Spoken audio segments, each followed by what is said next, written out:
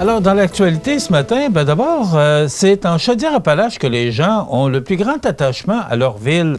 Et je reviens là-dessus, puis il y a un paquet de chiffres là-dedans, mais quand même, c'est dans la région que l'on compte la plus forte proportion des Québécois, soit 85 qui disent avoir le plus grand attachement à leur ville, bien que ces citoyens ne la perçoivent comme ville idéale selon le top 5 des régions administratives du Québec.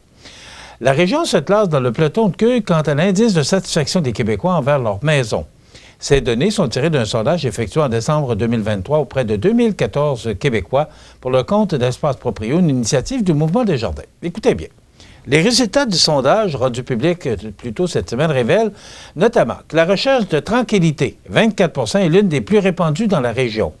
Cet appel de la nature est d'ailleurs généralisé dans l'ensemble de la province, signe de l'importance accordée aux espaces verts. Bon, vous savez que chez nous, l'espace vert, pas ça qui manque. Par contre, si l'attrait d'une plus grande propriété, 39 ou d'un plus grand terrain, 33 est avant tout l'affaire des 18-34 ans, à ma grande surprise, l'idée de réduire l'entretien et les responsabilités, 31 rejoint surtout les 55 ans et plus.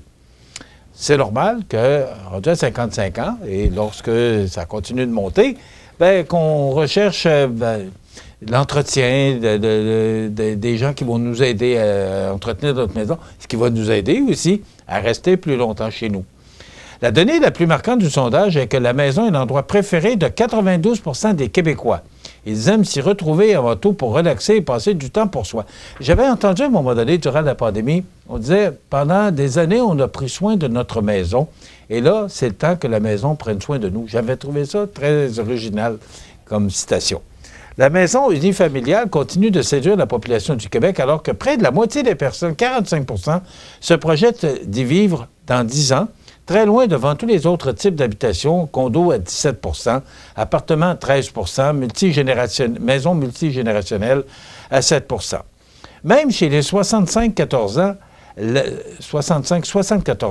la tendance à vouloir vieillir à la maison est bien réelle, puisque 39 se voient encore à la maison à la fin de la prochaine décennie.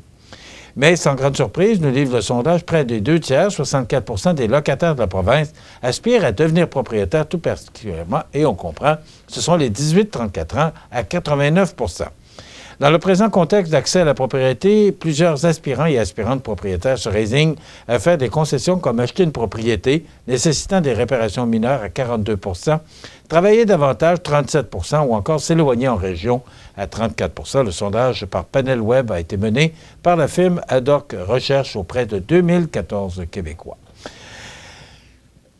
Dans l'objectif de réduire de 60 les matières organiques enfouies dans les sites, l'ensemble des municipalités de la MRC déploiera cet automne le service de bac brun.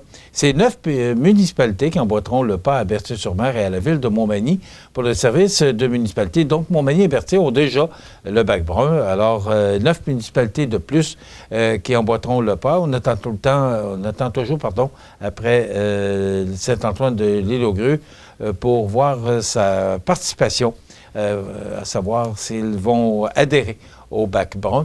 Je ne sais pas ce que vous en pensez du bac brun. J'aimerais ça vous entendre. Malheureusement, on ne peut pas le faire. Mais moi, je vous dirais que je prends ça très au sérieux. Et là, je regarde parce qu'on a le brun, le vert et le bleu. Et plus ça va, en faisant l'exercice d'utiliser le bac brun, il y a de moins en moins de déchets dans le bac vert. Et le bac bleu, plus on avance dans le temps, il me semble que je réalise que de moins en moins de déchets, de récupération dans le bac bleu aussi.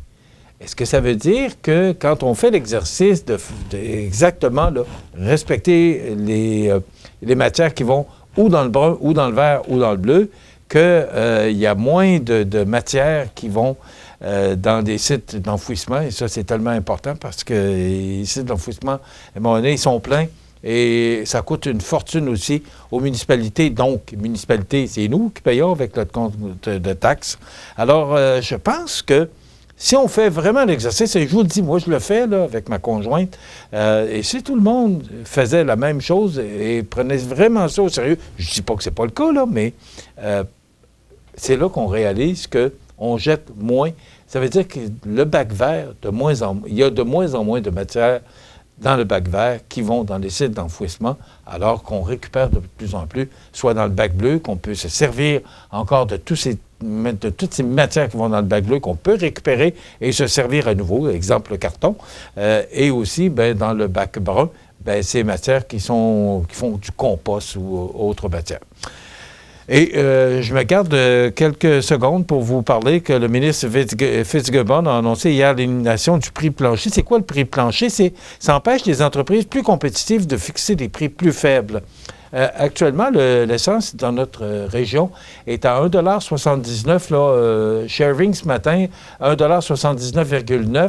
Et chez Esso et chez Ultramar sur le boulevard Taché, 1,79,4 $. Il y a une demi-cent de différence, c'est bien important. Mais c'est la première fois, malheureusement, je n'ai pas pu voir le Shell sur le chemin des Poiriers.